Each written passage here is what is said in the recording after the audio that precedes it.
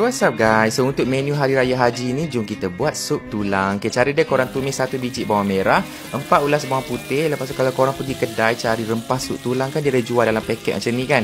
Yang ni kita pakai 2 paket je, aku silap pakai 3, banyak sangat. So korang tumis rempah ratus dibagi dalam paket tu. Masukkan 2 kilo tulang rusuk, and kita tambahkan air. Lepas tu masukkan halia sebesar ibu jari, and masukkan rempah sup bunjut tadi tu lah.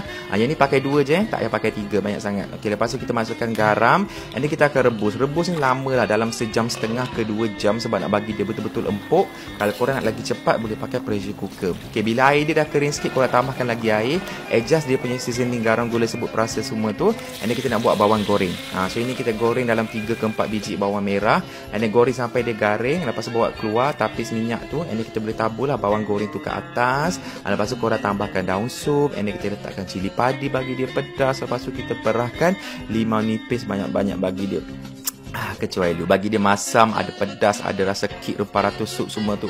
Memang sedap makan dengan nasi putih. Selamat Hari Raya.